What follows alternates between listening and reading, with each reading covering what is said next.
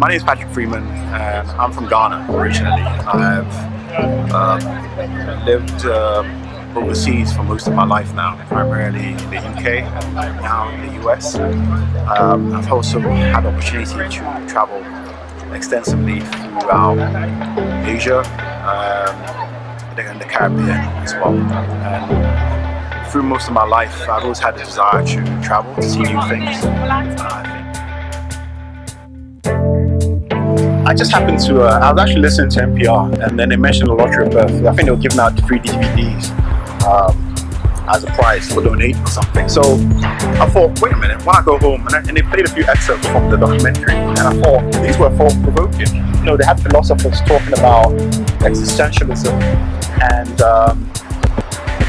and notions of life, of reality, of the forces that impact the way in which we view life and perception. And so I was like, fine, when I get home, I've got to watch this. So I Googled it and happened to be on Amazon. So I watched it yesterday, and I couldn't move. I was rooted to the ground. I was in the kitchen, I was cooking. And I was trying to play it in the background while I cooked, but I had to stop cooking. I just fixated. I had to stand there. It's an hour and 15 minutes, so it's not too long. And I watched the entire documentary. Not much of what I saw was unique. You know, I think as an individual, as anyone who thinks about life, thinks about their place in life, about society, you have to sort of introspect. And so a lot of that, the documentary pointed to the need for introspection about your purpose, your values, and what motivates you to value certain things as opposed to others. And I think, you know, someone who might be inclined towards someone who might not be inclined towards, let's say, the needs. Someone who might not be inclined towards self-examination in life will probably watch that documentary and feel, you know, it's a load of bullshit because there's a bunch of Marxists, Leninists, socialists, blah blah blah, you know, pontificating about down their liberal ivory tower noses, you know, at the masses. Without actually understanding the basic intent of the documentary, which for me was self-examination. Look at yourself, think about yourself, think about the society you live. What do you want? What do you want for yourself? What do you want for your children? What do you want for the people who you care about? And even more importantly, what do you want for the broader society? You know, it's not as if you live life and then you extinguish, and then there's no substance whatsoever. And then the funny thing is, you know, as you get older, you begin to realize really life is, you know, I'm not that old, but you begin to realize how quickly time goes, and you need to think about what substantial outcomes will emerge from your presence on this earth. And I think if you don't do that, and you're just stuck on a train, just hurtling from one job to another, from one party to another, from one game to another, then I think that's a pretty vacuous existence. I mean, that's my perspective. I mean, we all value different things, but that's my perspective. Anyway, so watching the documentary, I was forced to begin to sort of do a more critical examination. These things sort of I think about all the time. You know, and even more importantly, since I recently had a kid, I began to think a lot about what kind of society my child will grow up in. Given the context in America of the recent, I wouldn't say recent instances because these things have been happening, but basically the deaths of young black males and females at the hands of police and things like that. Now look at my child, who is of mixed race, if race is an entity which we identify by, but who's going to be essentially black in this society, and what those implications will be for his life. When you say mixed race, what do you mean? When I say mixed race, I mean actually. What's your son's composition? My son's composition is his mother is first generation Indian. Her parents are both Indian, and I'm fully, 100% Ghanaian. My mom and my father Ghanaians. Okay. And so our son is a product of that. And this is basically a combination of two very complex cultures. But in America, it's going to be boiled down to, he's black because that's what conforms to societal structures we have. But anyway, going back to the documentary, I'd say like a lot of it wasn't ground shaking per se. It was how it was stitched together. And the different spheres of thought. They had astrophysicists, they had philosophers, they had academics, historians, talking about pretty much the same thing from different perspectives.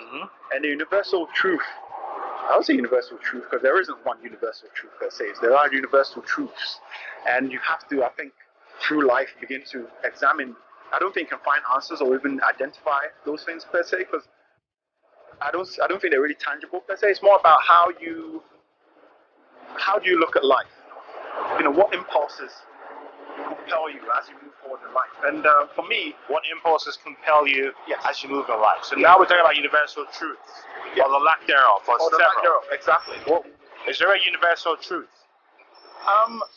That's a hard question to answer. I don't think there's a universal truth per se. I think there are certain things that are self-evident.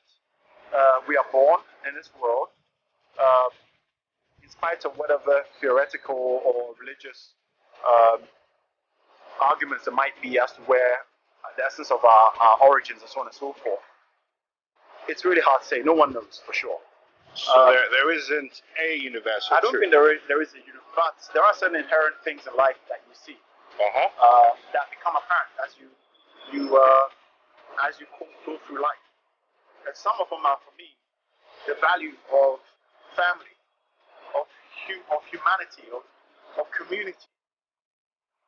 The need, not that you all need to become communists and then disavow the capitalist system and so on and so forth, but more importantly, as you live your life, as you do your 9 to 5, as you go back and forth, as you commute, what is the basis of that? What is the outcome you anticipate? Is it because you just want a salary? Is it because you feel that society requires you to have a job that has you go to an office so you can become an accepted member of society, as a functioning member of society? Or is it because you work because you need a source of income in order to sustain the livelihood which you want or what you want for others? Now, I saw something online, I think it was in the New York Times, about a survey about racial perceptions in the US and how they appear to have going out and seeing groups of people and how I tend to see people are by race. You see that very commonly. Occasionally you see some younger groups where it's much more diverse. But for the most part, you see people come together. But anyway, the interesting thing that really stuck out for me was the limited number of white people who actually interact with blacks. Now, the survey was only talked about as usual, which is also a problem for me in this country when they talk about racial discourse, usually black and white. Which also, you have to sort of question that. Why is it when we know for a fact that Hispanics make up a larger portion of the population? We have Asians. We have even among Hispanics, there's a very, very diverse group of Hispanics. Cuban Americans, Puerto Ricans, Mexicanos, and so on and so forth. But anyway, as usual, the discourse was how often do blacks and whites interact? Now, on one hand, you look at it and you're like, wow, I think the percentage of whites who never interacted with blacks outside the work or whatever was I think was above 70% or more. But I didn't find that surprising because on aggregate level, you're like, yeah, that's an astonishing figure. But the reality is the majority of this population are white. So you have large swaths of the country where the populations are homogeneously white. So of course they're not going to encounter black people. How many black people are in Montana? And I have a dream. I have a dream that one day my poor little children will live in a nation where they will be judged not by the color of the skin, but by the content of their character. You don't often have white rock stars and their lifestyles presented as the de facto representation of the quintessence of whiteness or white culture. But it's very easy, to do that. And so what the point I was trying to make was that if you are someone who never gets to interact with black people, I'm not talking about meeting occasionally in the office or something, I'm talking about actually getting to meet someone and have a conversation. How can you shift your perceptions? Because there's nothing to counteract what you hear around you, what you read about black people on a regular basis. The same thing happens when we talk about Africa. I've been stunned living in America to see, stunned but in some ways not surprised, because the narrative about Africa is hunger, war, poverty and starvation. Now, I come from a country, Ghana, where there's definitely hunger, there's definitely poverty, but that is not that's not fully representative of our experience. You would think that based on what you see in popular media, and I'm not talking about extremist, what I think are extremist propaganda outlets like Fox News, but even with the so-called mainstream media, you see an easy depiction of Africa as a place of need, deprivation. So home. The notions of home have always troubled me to a certain extent because, of course, the traditional home is a fixed place, presumably with family or associations that remind you of your earliest beginnings. But I've always felt that I'm not limited by those traditional concepts, because I think even though certain things are immovable, your family might be movable, certain, let's say, the field you played on as a kid might be movable, and that's transfixed to a certain place. Home for me is much more flexible. Home for me is a place that allows me to explore the world from another vantage point, to explore myself and also introspect and engage with different experiences that allow me to find different aspects of my being. That's home for me. So home for me is constantly evolving.